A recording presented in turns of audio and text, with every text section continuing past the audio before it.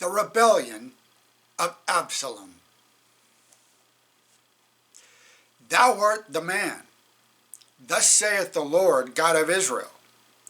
Wherefore hast thou despised the commandment of the Lord, to do evil in his sight?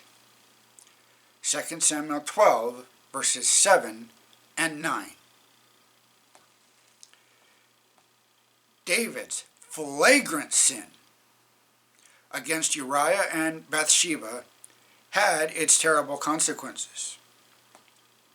Feeling condemned for his own sin, David did not punish Amnon, his firstborn, for raping his sister,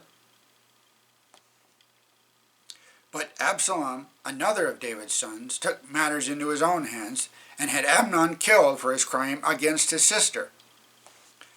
Belatedly, David sensed that he should begin showing leadership in his own family and banished Absalom from his presence. Thus began the alienation between David and his energetic, ambitious son, which ended with such heartache for all involved.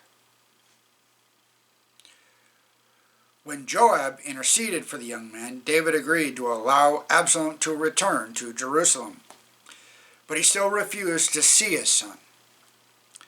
Among the people, sympathy ran strong for Absalom. They considered him a hero and sympathized with him against his father. Absalom did nothing to discourage this attitude.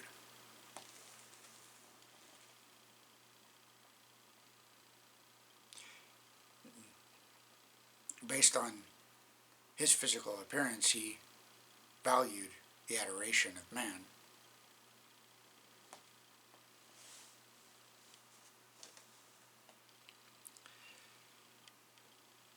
Meanwhile, David seemed morally paralyzed.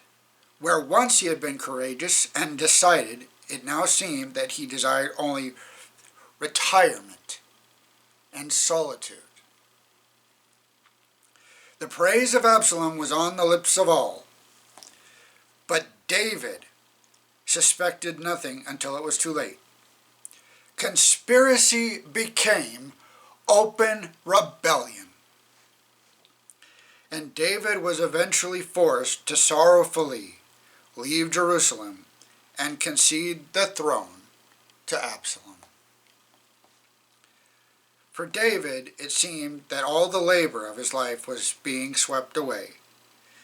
But this bitter experience taught him to see clearly that God does not excuse sin.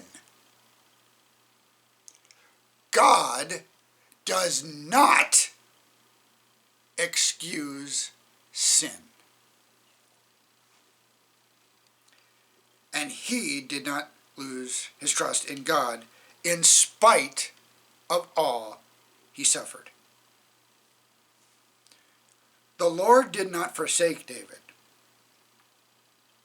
This chapter in his experience, when, under the cruelest wrong and insult, he shows himself to be humble, unselfish, generous, and submissive, which is one of the noblest in his whole experience. Never was the ruler of Israel more truly great in the sight of heaven than at this hour of his deepest outward humiliation. It is possible that parents may love their children so much that they do them great harm by not correcting them when necessary.